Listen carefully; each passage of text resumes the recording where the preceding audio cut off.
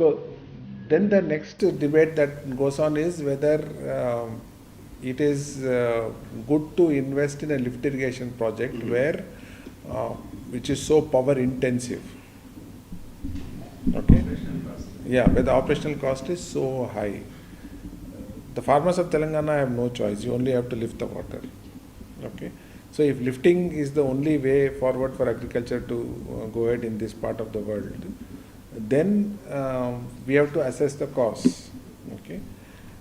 The feeling that the government has is that today, as we go along over the next decade, the cost of power will come down, whereas the cost of water will increase. Therefore, having a reliable lift irrigation scheme that can get you water from more than 500, 600 kilometers Godavari up to Hyderabad, and irrigating all the areas in between, is an investment in that way, a strategic investment in the future. Because this Kaleshwaram thing that you were mentioning, it's already been put in place, right? Yes. So why you need additional? No, because you lift reason for why Kaleshwaram. You have to lift water, right? Kaleshwaram. So you require power. Right. So every day your pumps have to run. Right. We understand that. High capacity pumps are installed. Yeah. So no more additional fixed investment. That's what I'm trying to understand. Yeah. The question that Raghu is answering is, why did we go in for a Kaleshwaram kind? Okay. I mean, it is estimated that our power bill for Kaleshwaram and all other lift irrigation schemes we have will be roughly 10,000 crores. So, but is this investment worth it is the issue. So, I am trying to answer on that. Okay. If you can invest in ensuring water supply now, adequate water now, then over a period of time, power costs will come down. That is the idea. So, I think already it has coming down the power costs. Because more wells are used less and lifting also from a higher level, so requires less power.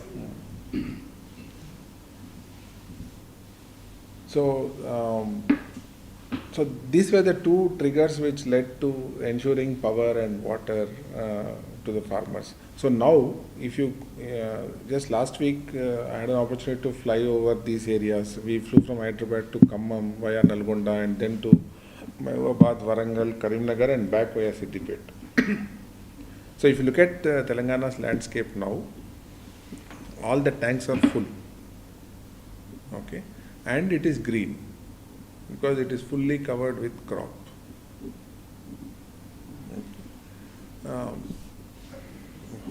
The other significant investments that have happened to get to this kind of situation is also that the government did not think of only irrigation and power and left the whatever the farmer requires to ensure that agriculture remains a profitable profession.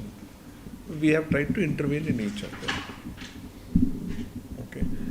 Today, for most people, agriculture is not an occupation of choice.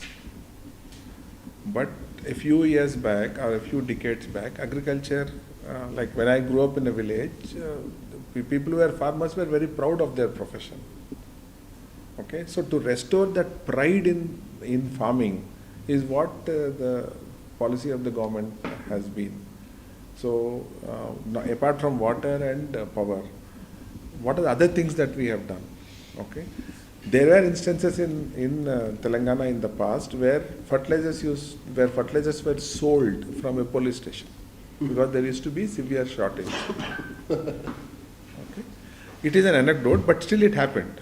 Okay, now we have ensured that fertilizer is available in a timely manner across the entire state. We have more than 1,000 entrepreneurs who have set up their own shops. We have ensured that they get licensing and funding. And for every 3-4 villages, there is an entrepreneur who can supply fertilizers. There are already existing systems through cooperatives, through private dealers and all of that. Is it subsidies? Yes, it is.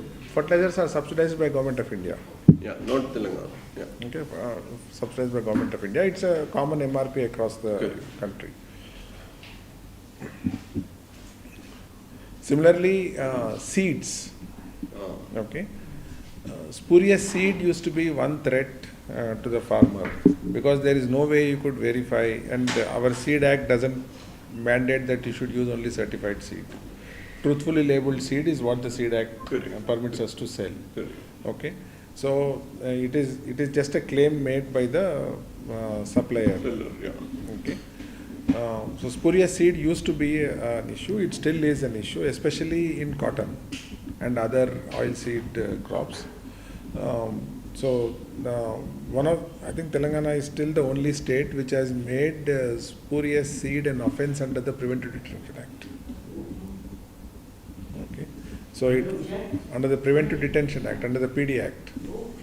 So somebody who is selling spurious seed, and there are more than 3-4 instances of that, then he could be put under the PD Act. So then. No, so how is the spurious seed defined? Yeah, so it depends. Generally, what we tell the farmer is, don't go for seed which is loose, that is not in a packet. Okay, and then don't buy, even if it is in a packet, don't buy from somebody who is not willing to give you a receipt. Okay, and then there are established. Any registration obligations? There is a license. There is a licensing system, but the license. Truthfully labeled seed, which passes seed, regular seed, Yes. does not have to be spurious. It does not have to be spurious. Okay. It can be, if that label is supposed to have some amount of data which is prescribed under the Act. If it doesn't have all those data, then it is obviously there is something wrong with that. No, and not certified, but just a truthfully Yeah. labeled seed. Is good enough under the Act. Our statute doesn't. So Our statute doesn't say certification is mandatory for seed to be sold. So how do you identify what's spurious then, besides this? So basically it comes from intelligence. In the village you will know who is bringing, so it will not be an established guy, or he will have some kind of a conduit, that kind of thing. So, and we know which are the areas where it happens. So, and which companies tend to do it. Every company is obliged, or if anything case goes wrong. So the seller, who is the lost The point, seller, or whoever is the petrol supplier, company, all that. the firm which is supplying. Yeah, so all the supplier and all that. See, very established companies don't do it. It's only fly-by-night operators who try to. See, for example, cotton, what happens is, Telangana is a hub for cotton seed. We get a lot of cotton from Gadwal seed in that area. Now, that cotton seed has to undergo a test, okay, which is called a growth test. Yeah, Germination test. yeah. So that germination test, if it fails, then that entire lot has to be rejected. Okay, so some guy could get his hands on that rejected lot and then mix it with regular seed or sell it as seed, because the difference in the price between is huge. So that's how it happens. So, for example, now we have prescribed that any company which has seed lots which have failed the germination test, the seed must be crushed, not just stored in seed form. It can be given back to the supplier, but it must be crushed and given. So this is what the Act prescribes. No, sometimes it is complied, sometimes not complied, but this is the way it happens in the seed sector. So does the government also look whether the variety sold is true to type in addition to the germination test? Because every variety has certain characteristics determined by this testing, and it is described. Yeah, so our Seed Act doesn't prescribe that you should mention the varieties in the license. Okay, it doesn't mandate that you need to prescribe. So just before Telangana was formed, there was an order passed by the Agriculture Department that in the license you please mention the varieties, even if they are private varieties. The High Court intervened because the statute doesn't allow you to do it. So the matter is still pending in the High Court. We are trying to convince them to allow us to do it. Because it's It's not important. statutorily required. Statutory is not required to Declare the mention the varieties. varieties, yeah. Oh, that's interesting. Especially if they are private varieties. Public varieties are anyway people know, so we don't really control, but if they are private. Because the two issues, one is the germination issue, and the other issue is true to type. Yeah. See, because if we say that this is X variety and it is going to give this much yield, but when he grows it, it turns out to be a Y type of plant But type, that is a, and it's not giving that yield. So That is there an also issue. there is some problem. yeah. It's not just germination, it may germinate very well, but it's not true to type. Yeah. So that is why Government of India is planning to come out with a seed traceability project, where you can actually trace the seed from the seed farmer all the way up to the company and beyond. So if that comes, maybe a little more clarity in this entire thing will come. Because there is already a regulation where they say that breeders' rights and farmers' rights, there is an organization which looks at both. So like somebody cannot label one variety Correct. which they have not produced. Yeah. There would be rights, plant breeders' rights. I know. So No, in that yeah. case, it becomes very important. And the very fact that a variety has been released, it means it has a certain yield potential much above the extent variety. So describing a variety and labeling it as such is important. I mean, I hope the government does something about it. Yeah, so actually the Seed Act is a central act. Oh, it's- It's not a, it's a central act. So you said the court intervened somewhere and, The court, we insisted that you mention the varieties in the license. right. The court said the statute doesn't say it, so the judgment is not yet out, the matter is reserved. Now, I mean, they have given only an interim order, Oh. okay? It's final orders we have to see. But isn't mentioning the variety of this strain essential for any varietal release? It is essential, but what we are saying is, if you are going to sell certain seeds, certain varieties of seeds, you mention it, get it incorporated into your license, Oh, into your license. That is, not on the label. on the label, it is mandated. But as I said, we really don't know whether it is true to type or no.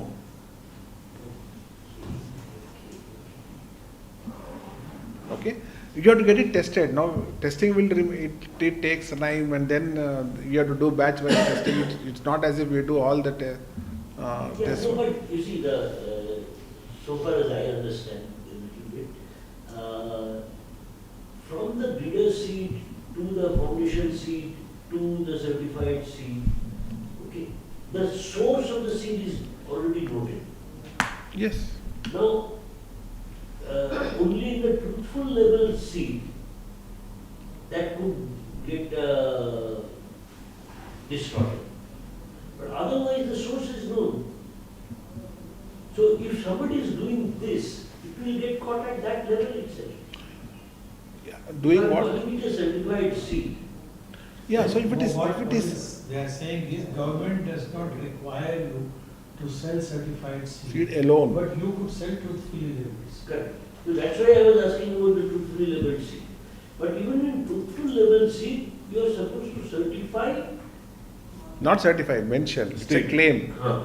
It's a claim saying that you are selling so and so seed Correct. of so and so That's variety. where there is the problem. Yeah. Actually, truthfully labeled seed is where the problem starts. Self-certification, that is a kind of self-certification. Yeah.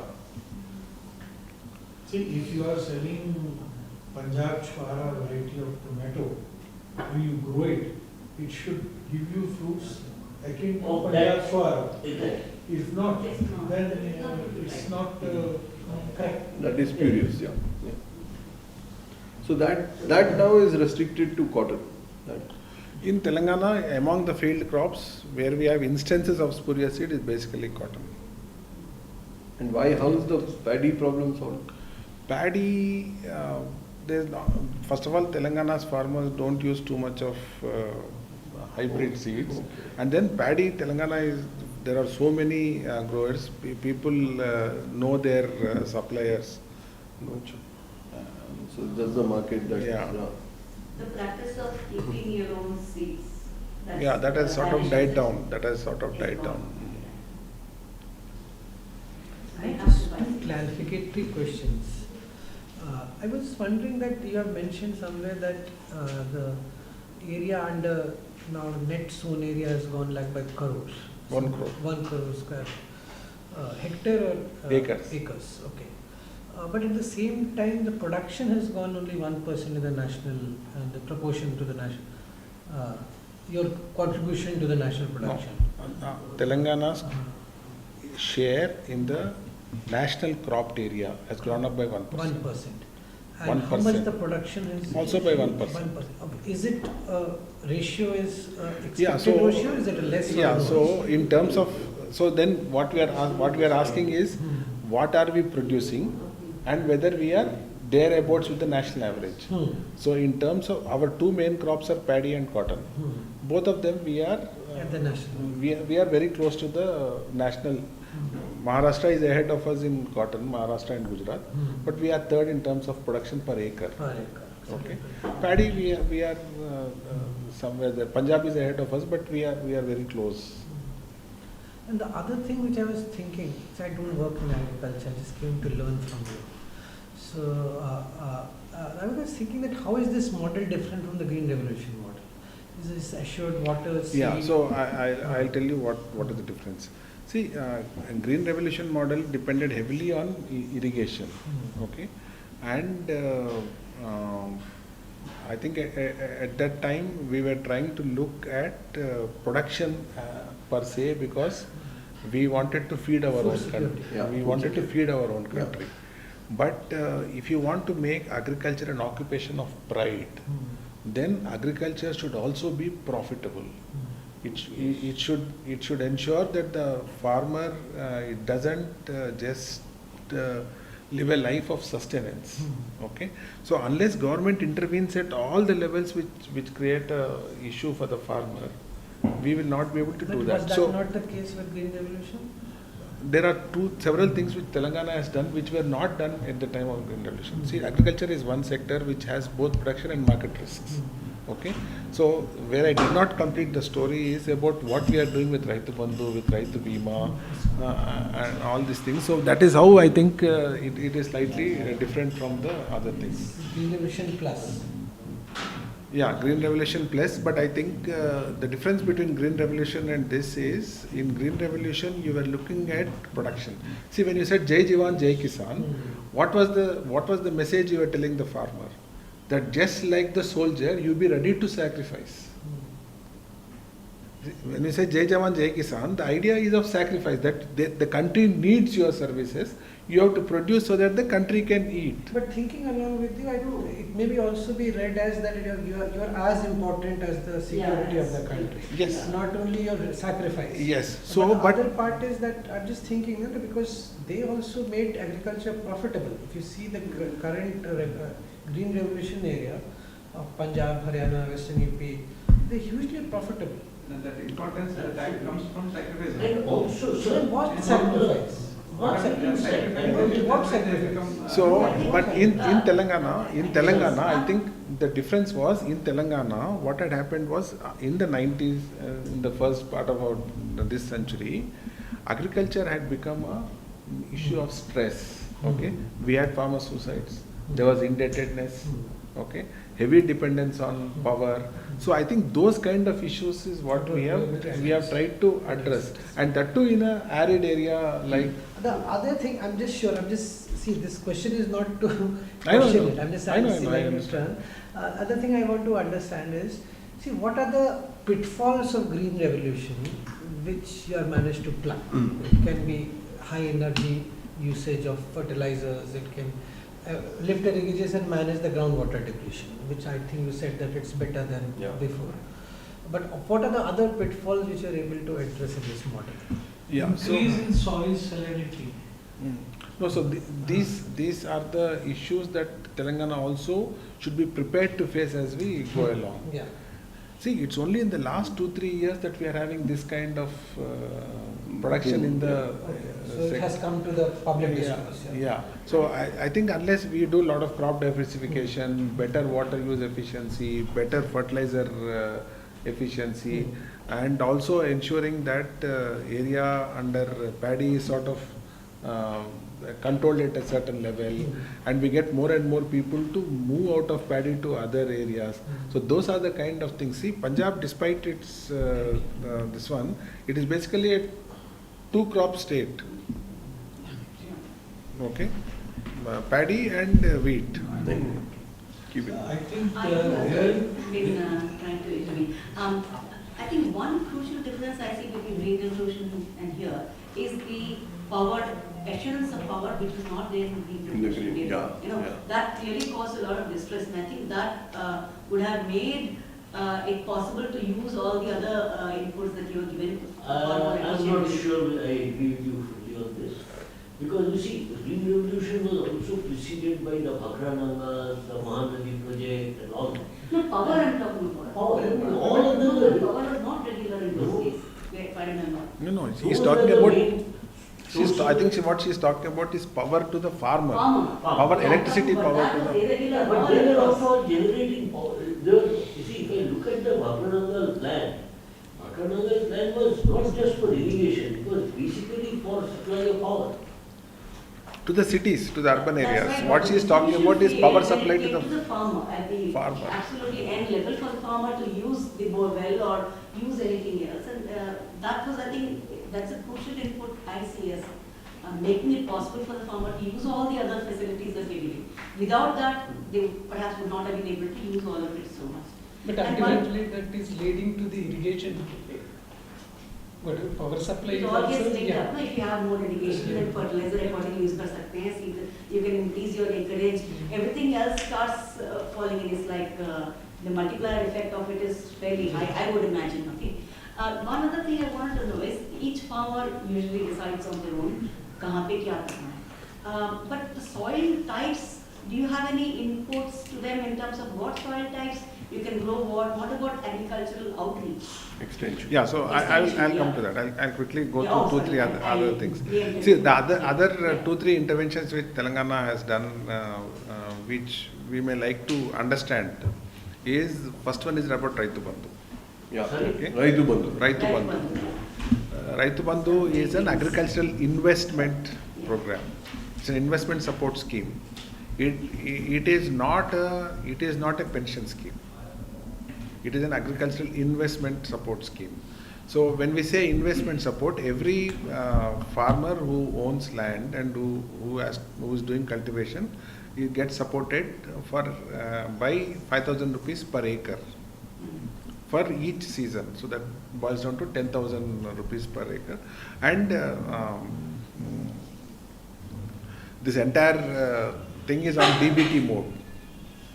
It is direct benefit transfer. So there is no need for any farmer to make any darkhast or go to any daftar. The money flows directly into his bank account. That one is a guarantee to the farmer is the owner, because there are. Yeah. So before the Raitu Bandhu scheme was launched in 2018, in 2017-18, government did something called the land records updation project, where the land records of every person were sort of updated and Aadhaar linked, and digitized passbooks were issued to the farmers, which is now called Dharani. Okay, which is now called Dharani. Okay.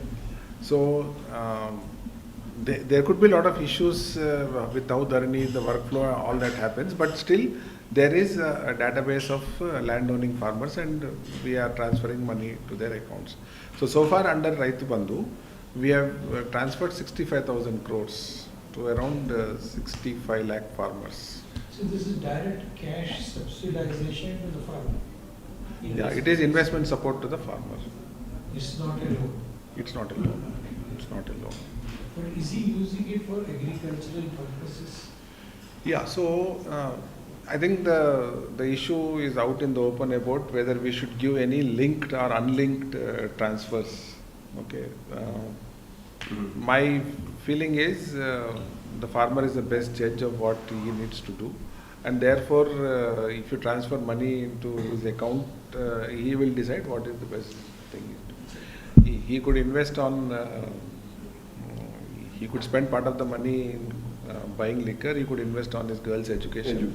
But basically, it improves the availability of ways and means in the family so that. Absolutely. You think? So he is not required to go to take a interest-bearing loan now. To We that cannot extent. say that, no. To that extent. To that extent, yeah, to that 5,000 rupees. Because I have had a small experience about 15 years of giving interest-free loans to the farmers based on compulsory saving. So we were giving to 1 acre farmers 10,000 rupees. And we, at the end of the cropping season, they were required to give Pay it the back, money. yeah. And then next season, we would give them 9 and their 1 own.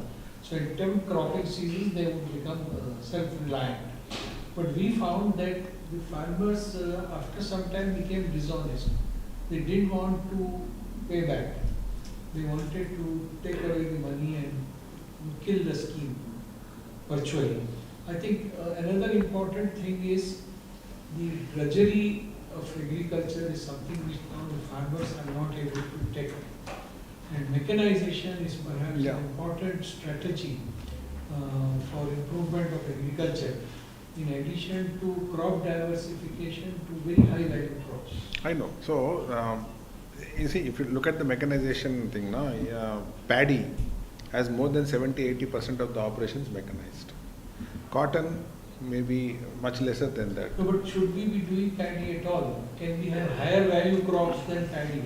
Can we think of a land use planning where Yeah, the so crop diversification? that is the next thing that I think Telangana needs to do as we go along. Now, having ensured that water is available, having ensured that farmers have some kind of disposable incomes at their reach, then I think we must encourage more entrepreneurship, more migration to high value crops, more horticulture, and that kind of thing. And that is where I think we should be different from Green Revolution. But do you also have NSP? Yeah, we have NSP. Yeah. We have NSP. Just a question, sir. This AP well project, AP well, okay. when did that come in?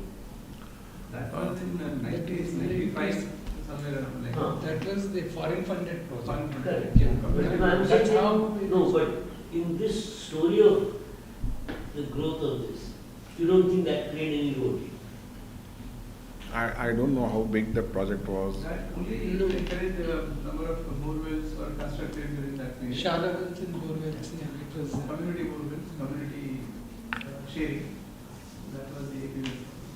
Yeah, but also what they added was institution. They said that borewell cannot be given to an individual. it has Borewell be to a community, yeah. And there has to be a community institution. Though that part was not done well, that is a problem of our implementation. But the question is conceptually, that was an additional element in. No, that was actually limited in the sense that was given to small and marginal farmers. Yes. And those belonging to the socially backward kind of people. Not, of course, that was supported by, that was mostly, what I have seen is that was mostly down to shallow wells, not even bore wells. They didn't support. Shallow wells, borewells, and one of the things. Yeah, most of them There were are shallow wells. There were borewells. Mm. They financed many of them.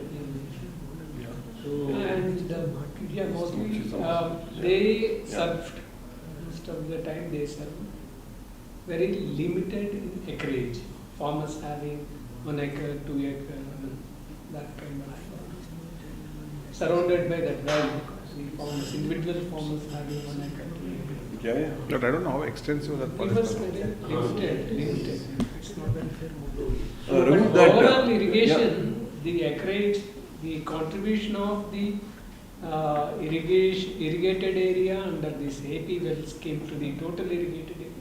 Very negligible, very negligible. That I Yeah. don't think that is Before such all a this scale. irrigation project started with Yes, Telangana yes. government, actually, borewell irrigation was much higher Yes, than yes. tank irrigation.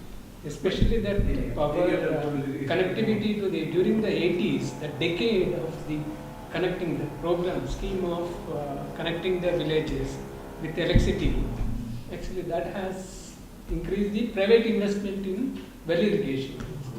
Oh. From the input, I think the other exciting thing is the post harvest, the procurement, And also the extension thing. So Yeah. just as a matter of extension, because there was some discussion about that. The entire crop area of Telangana has been split into around 2,600 clusters.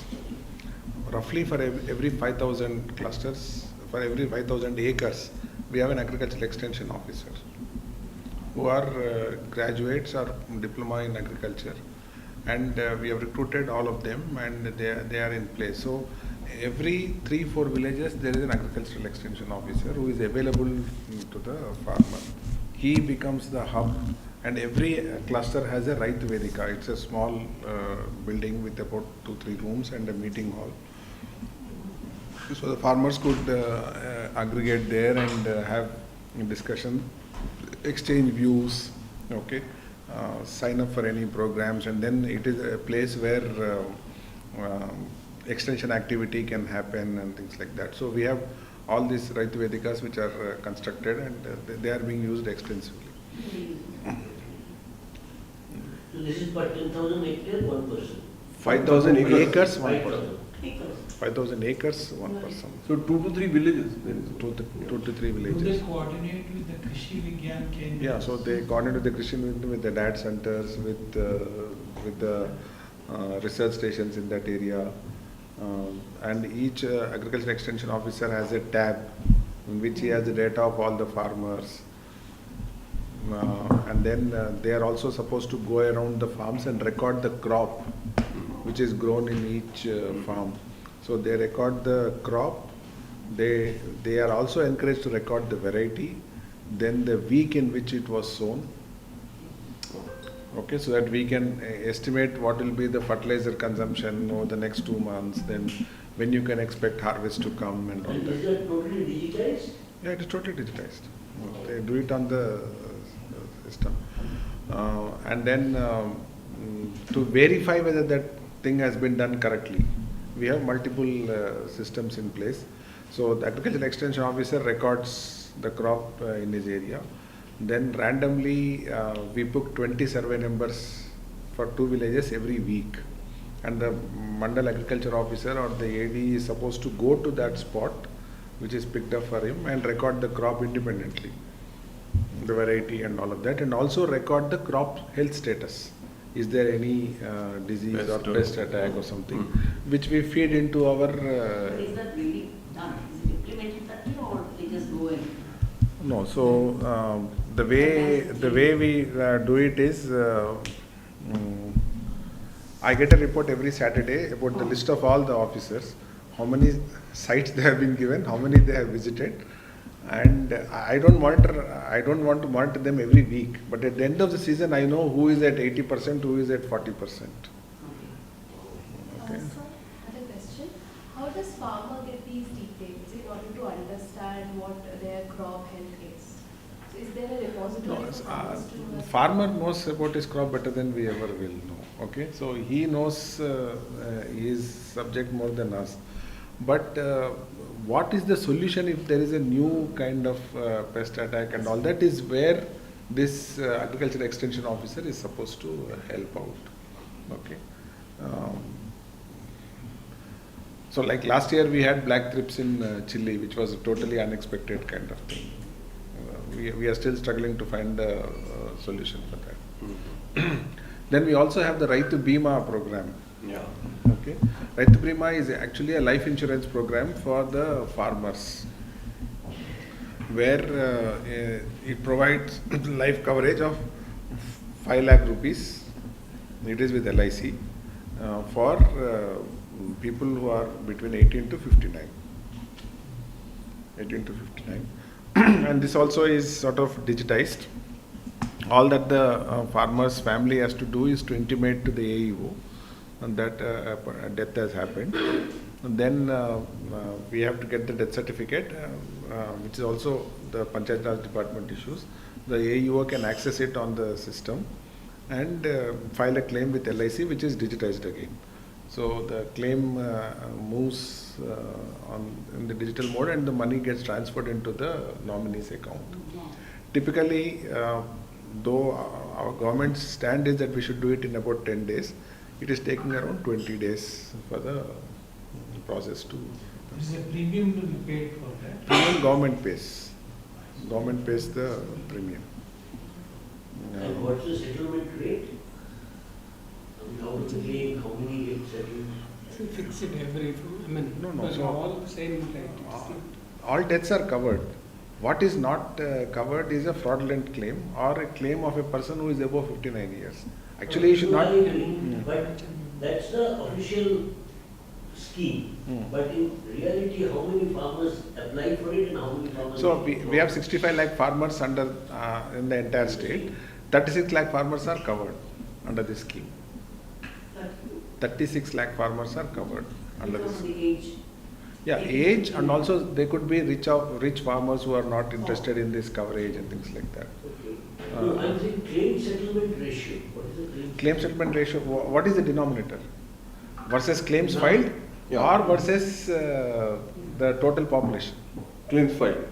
Claims filed. Claims filed, I mean, it will be hardly some 1 or 2% where there is some problem, we will have an issue. Otherwise, versus claims filed, it will be very high.